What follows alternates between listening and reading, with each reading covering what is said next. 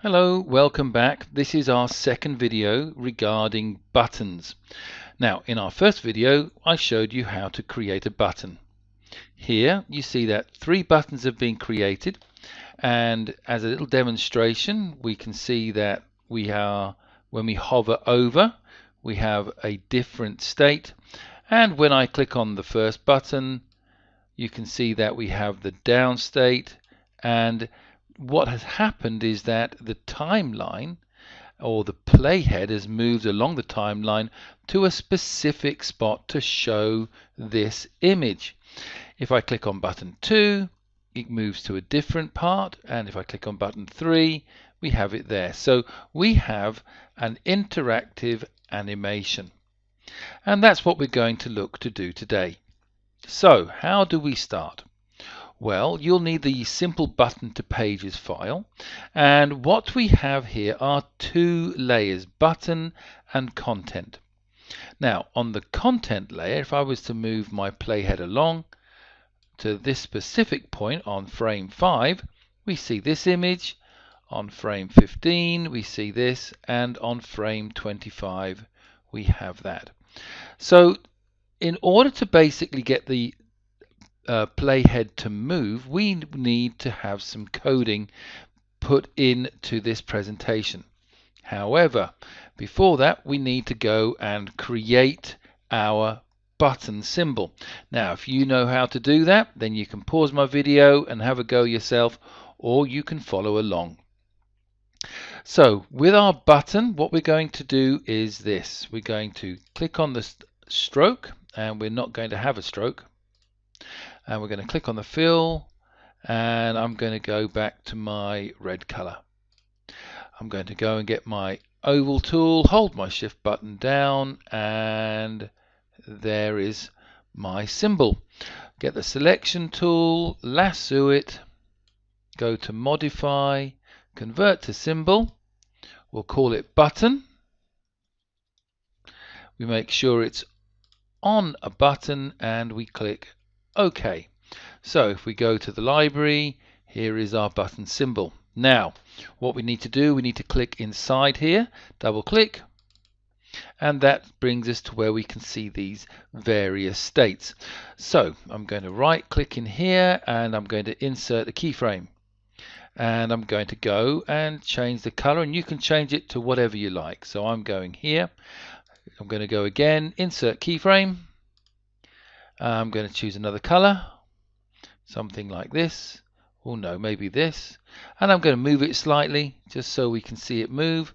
And then the hit is insert keyframe, and we don't need to worry about that because the hit is simply stating the area where it's actually active. We don't actually see it. So we have the down, we have over, and we have up. Okay, so let's go back to our scene. Let's have a quick check. So we go control and we go test, and we should see that working. Ignore this, don't worry about that, we're going to fix it later, but there is our button. Okay, off we go. So now we have a button here, and we're going to pull on 2 more instances. So we're going to have this one, put that here, and a third time let's pull this one onto here. Okay, so here are 3 buttons. Now let's have a number 1, a number 2, and a number 3. So we're going to get our text tool, go to properties. I would make it a 45, and I would make it a black. Okay, so what I'm going to do, I'm going to click, and I'm going to put in a 1, and then I'm going to go a click, I'm going to put in 2, click off, click again, 3. Okay, click off. Right, go to the selection tool, and I'm going to move 1 onto here, move 2 onto here, move 3 onto here. Okay, so now what we need to do is to name these instances. So to do that, make sure that you're in properties and just click on the button. Don't click on the numbers, just click on the red bit, and we have to name them. Now the convention for button is BTN, so all lowercase and the number 1. That is the name of this instant. Press enter or return. Do the same with button 2. So we put btn underscore 2 and press enter or return. And finally, let's do that for 3. btn underscore 3 and press return. Now, those are our instances for, or the naming of the instances for these buttons. The next thing we need to name are actually the frames where the content is. Now, to do that, we need to put in a new layer. So let's click on here and rename layer 1 as action, because also on this layer is where we are going to put our code. Press enter or return. Now, we're going to move our playhead. So we're directly over the first dot. We're going to select this frame, right click and insert blank keyframe. Now that we've got this here, we can name our frame. And what we will do with this is we will call this page underscore 1 and press enter or return. And it turns up there. Let's move to frame 15. Select the frame, right click, insert blank keyframe, and we're going to name this one, and big surprise, page underscore 2, and no prizes for what we're going to call this. Do remember to select the frame, right click, insert blank keyframe, and put in here page underscore 3. Okay, so we have named our pages, and we've named the frames, and we have named the buttons.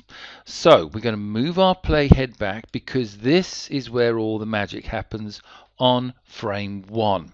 Now, to bring up action, if you've got a Mac, you can do function key, that's Fn, and then also press F9.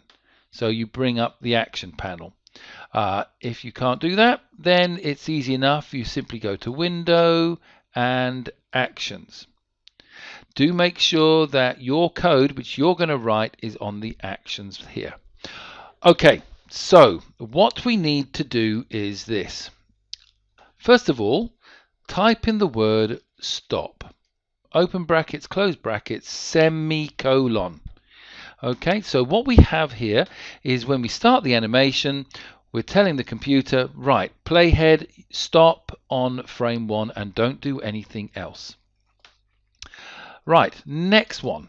Let me write the line and then I'll explain it. So it's btn underscore 1. So we're dealing with button 1, full stop, add event listener. Open bracket, mouse event, full stop, click in capital letters, comma, page 1, close, and semicolon.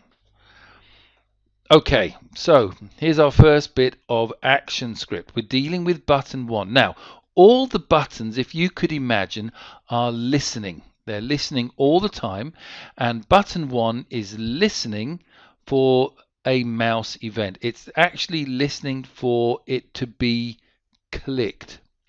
So the button 1 is listening out and to be clicked, and when it is clicked, it's going to go and do something. Now that doing bit involves what's called a function. So let's put this in and I'll explain. So we go function page 1 event colon mouse event close brackets colon void, and then underneath that you're going to have an open bracket and press return, and then between those two curly brackets you're going to put go to and stop open brackets speech marks page underscore 1 close speech marks close bracket. Okay, so what have we got? Down here, you remember that button 1 is listening out for a mouse event. It's listening out to be clicked. when it is clicked, it goes, all right, I've got to do something. So what it's going to do, it's going to say, right, I'm going to get page 1 function, or function page 1, to actually carry out an instruction. So what's it going to do? Well, this void means that no information is coming back, but the doing bit is saying, right, when I am clicked, then the function is going to move the playhead to and stop at page 1. The new bit that's just appeared up here is a library. So in order for us to basically use a mouse event, we need to have imported, or Animate will automatically import, a bunch of instructions all to do with mouse events. So that needs to be up there as well.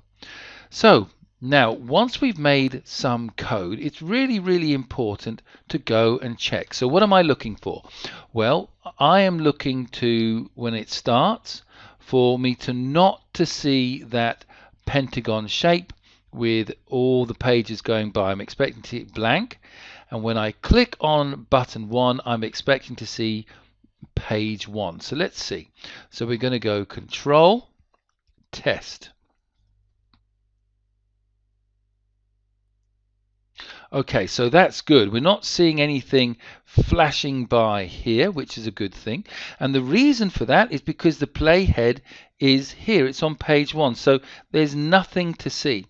Now, when I press, I'm going to be moving the playhead, though we don't see it, to page 1. So we should be seeing a page 1 here. So here we go. Click, and it works just fine. So let's come out of that. Now we know that this works absolutely fine. So let's make life a little bit more easy for us. Let's go and copy, and let's go and do this. Let's bring it down here and go paste. And what we need to do is we just need to script this area, and instead of doing 1, we're going to put in a 2. So now we're dealing with button 2. We want it to go to the function called page 2. Here's the name of the function, page 2. And when it's called, we want it to actually go to frame 15, which is called page_2. Right, so let's go and test that then. So we're going to go Control and Test. We know that page 1 works. What about page 2? Fantastic. So we come out of that and we're on to the last bit, aren't we? So let's just take all this and we're going to go copy, and we're going to just bring it down a little bit, and we're going to go Command V, and with this time we're interested in turning the 2 to a 3. So button 3, page 3 is the name of the function. Here's the function name, page 3. But this time, when button 3 is pressed, we want the function to say, right, go to and stop at page 3. Okay. Now, do remember that all of these have semicolons, not colons. The colons are here in the function. So semicolons, you've got to get your syntax right, or else it's not going to work. Anyway, let's have a look and see what happens here. So Control, Test. Everything should be working now. So click, click, click. Okay, everything works fine. So what you need to do is have a go at doing all of that. Get your buttons working, and then you'll be ready for the next little task. So thanks for watching. Bye-bye.